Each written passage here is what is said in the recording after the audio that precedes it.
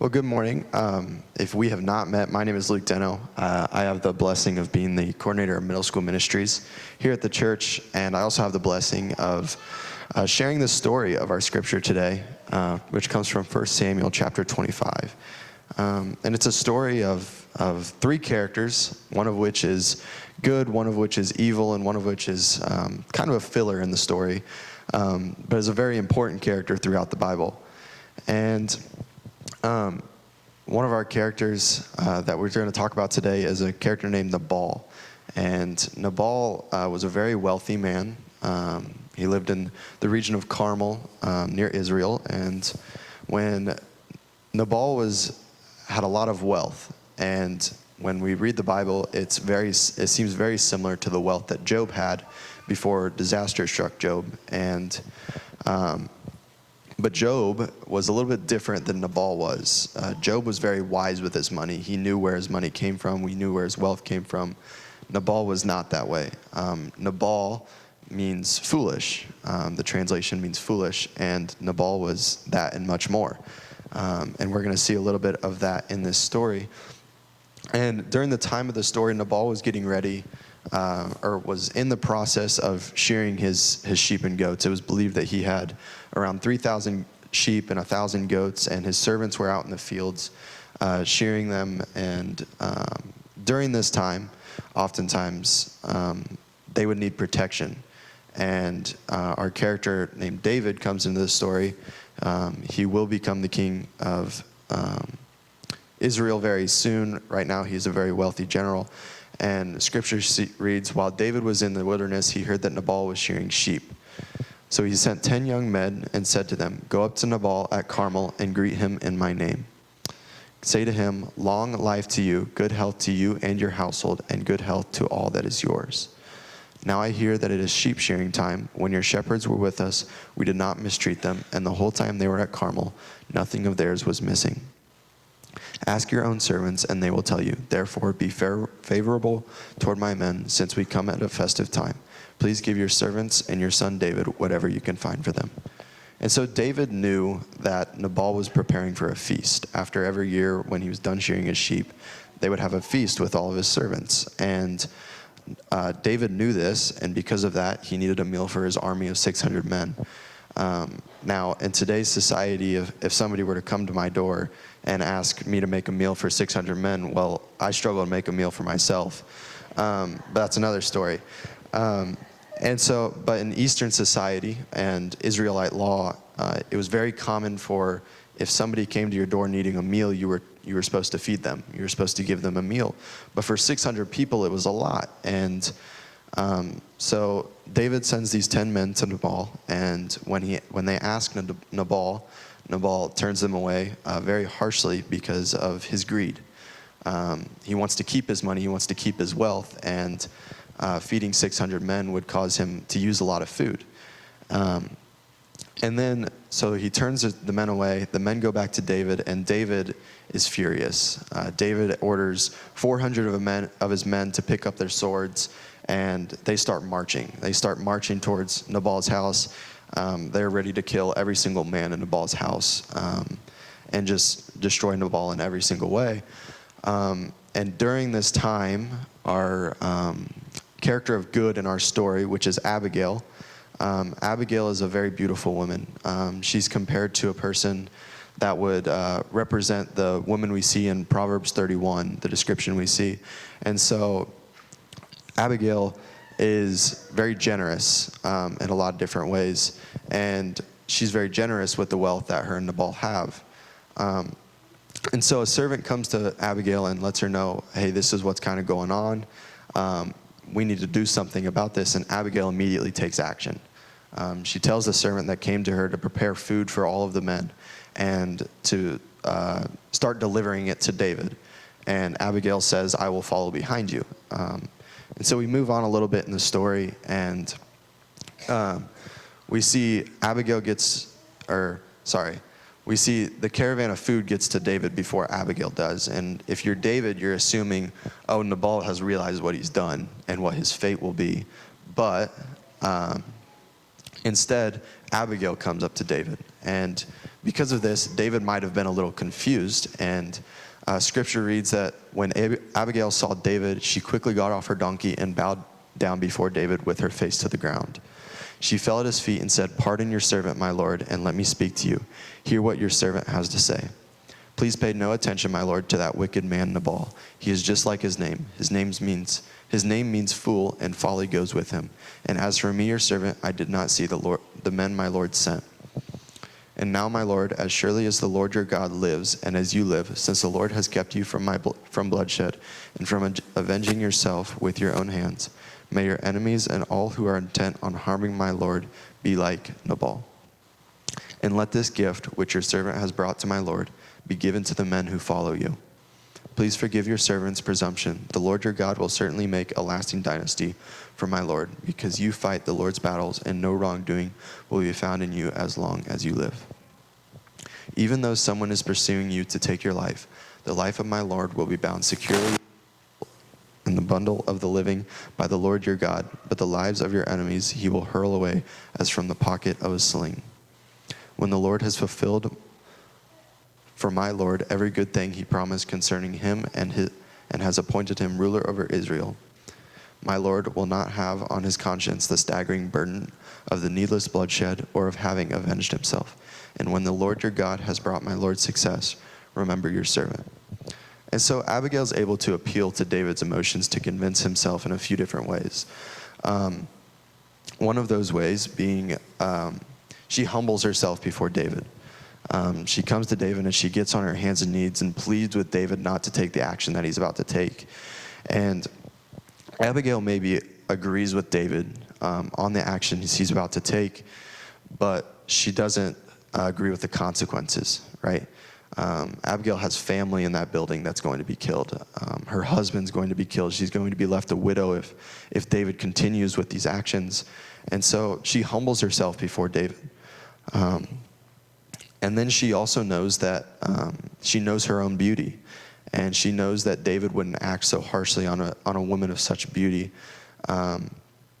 because of who David is. She then disassociates herself with the actions of Nabal. She separates herself from Nabal and understands that her husband is a fool, and that she doesn't agree with the decision she made. And if she was there in the moment, she would have said yes, but she was unfortunately off doing something else. And then finally, she speaks of the guilt that David might feel if he allows his anger towards Nabal to influence a rash decision. And that she assures him that the Lord will avenge his battle for him. And she kind of ends off with a little line in there, and she asks David not to forget her when success comes to him, and David does that. When we get to towards the end of this story, when Abigail goes back to Nabal and tells Nabal of what he's done or what she's done, Nabal has a heart attack and a stroke. We're not sure which one, but and then he kind of recovers, and then 10 days later, he's dead. And so now Abigail is left a widow. The one thing she was trying to prevent herself from being, she now is. But as she asked David has not forgotten her. And so when David hears this news, he's excited, and he sends some servants. And at this time, David is now king of Israel, and he sends some of his servants to go ask Abigail to become his wife. And so now Abigail has gone from being with a fool like Nabal was to a wise man like David is, and she's able to help him in so many ways throughout his rule over Israel. And so God was able to work through both of them in so many different ways. Scripture reads, when David heard that Nabal was dead, he said, "Praise be to the Lord who has upheld my cause against Nabal for treating me with contempt. He has kept his servant from doing wrong and has brought Nabal's wrongdoing down on his own head." Then David sent word to Abigail, asking her to become his wife. His servants went to Carmel and said to Abigail, "David has sent us to you to take you to become his wife." She bowed down with her face to the ground and said, I am your servant, and am ready to serve you and wash the feet of my Lord's servants. Abigail quickly got on a donkey and, attended by her 5 female servants, went with David's messengers and became his wife. David had also married Anaheim of Jerizel, and they were his wives. And so we see in this story that because of Nabal's greed, he is destroyed, but because of Abigail's generosity, she is rewarded. And so I'm going to invite Pastor Justin up to do the application portion of the message. Do want to break it again. So today's story that Luke told us, there's many aspects of humanity that we see through different characters. So the first character is Nabal. Nabal is the culminating aspect of this statement. We often believe that when we have more, we will be more generous. We often believe that, well, I can't do this now, I can't be generous now, but once I have more, I'll be able to be more generous. Nabal shows us that's false. And it's not that Nabal is an outlier. The reality is it's kind of true for most of us. It's interesting when we have a situation in our community where someone has lost everything.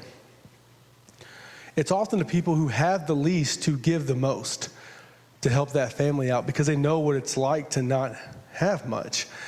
And it surprises me every time how people who I know are barely making it by give. It's like the widow's mite, right? It's also surprising how those with lots more resources give so little.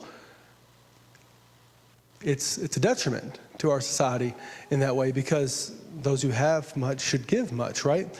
Greed is something we see in Nabal's life. It's something we see in our very culture, in our very lives, every single day, this greed aspect. So if you ever told yourself that when you make it big, when you get a little more successful, when things are going great, then you'll be more generous, I'll tell you that the generous heart is either generous or not. And the amount of things you have does not change that reality. The heart's the heart, and Nabal's is not good. At the time of Nabal's success is equated to righteousness. So the fact that Nabal has so many things, people would say, oh, Nabal is such a follower of God. He is a true follower of Yahweh. But we see in the interaction he has, it's just not the case. And he's also not just greedy, he's selfish and intentionally rude and callous to David's men. So they come to, and it says in Scripture, then they waited. They waited. He made them wait. Then Nabal answered David's servants, who is this David? Who is this son of Jesse? Many servants are breaking away from their masters these days. Why should I take my bread and water and the meat I've slaughtered for my shearers and give it to men coming from who knows where? Not exactly the person you want to spend time with, Nabal.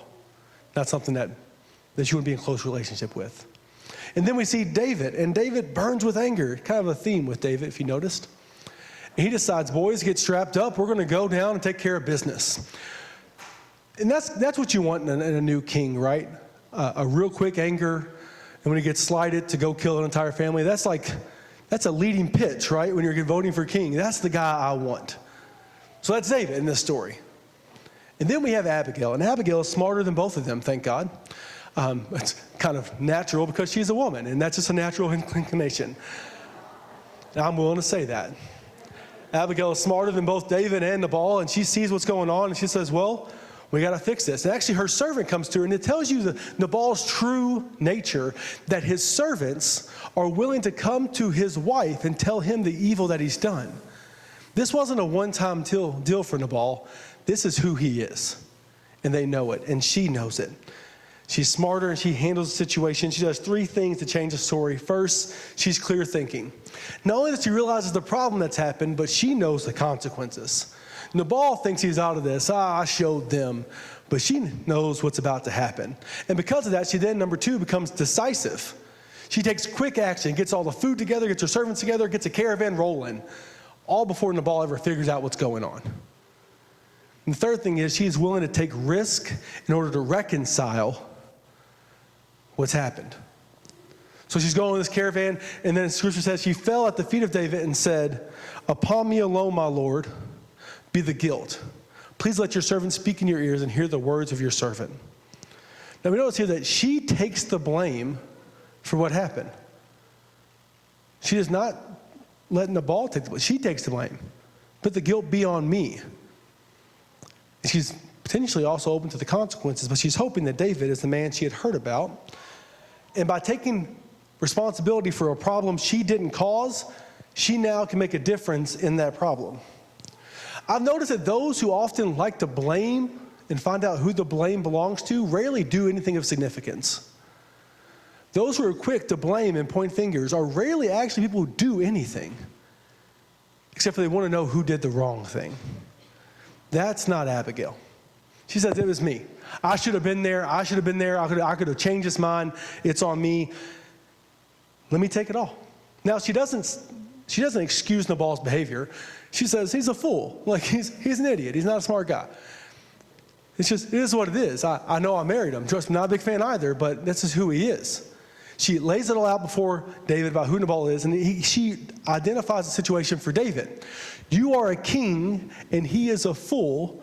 Don't do this. It's not a fair fight. So she lays it out before David, and she speaks truth to power, which is a risky business. And it's also risky in our own lives. See, I'd say a lot of the tension in our lives are wanting two things. One, we want to be affirmed in all of the things that we think and do.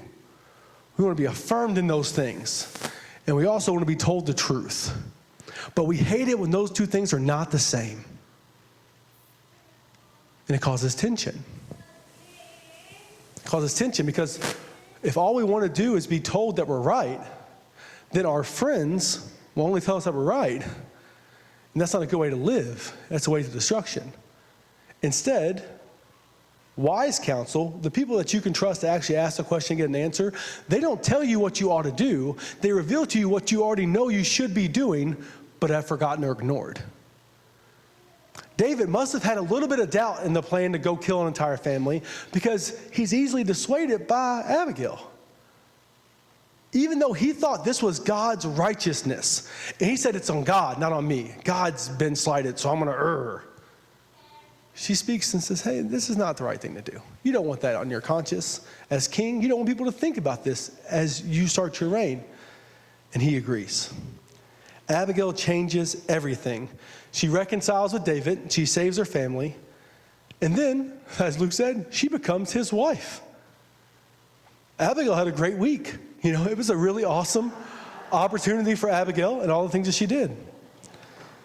She took responsibility for the situation, was decisive, and willing to take risks to reconcile. So here's the question for you. When have you taken responsibility for a problem you didn't cause? You know, it's often when we take responsibility for problems we don't cause that we actually can make changes in the world. It's really easy to say someone ought to do something about that. It's really hard for saying, yeah, I'll take responsibility for it and I'll do something about that. See, we're so quick to say, well, they got themselves into that, they can get themselves out of that. But thank God that's not what God said, because we would all still be deep in our sin without any hope of salvation. When have you taken a risk to reconcile? When have you put being in a relationship over being right? When have you taken a risk, even if it meant hurting your pride, in order to bring things back to where God wanted them to be? When have you spoken truth to power? Not because it was easy, but because it was right.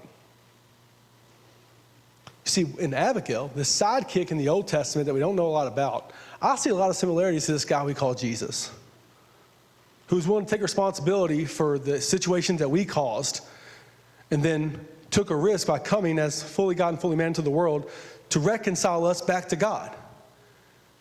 And he said, look, you caused it, I'll fix it. I'll take responsibility for it. I will make a way. I'll bring you all home. Jesus spoke truth to power as he fought against the Pharisees and the Sadducees, and even as he fought with the enemy, speaking truth to someone who has power over our lives, truth that the enemy could not handle. So we see in Abigail, this sidekick, this woman in the Old Testament that probably most of you had no idea who her name was. And we see in her some of the very characteristics that Christ comes and brings as well.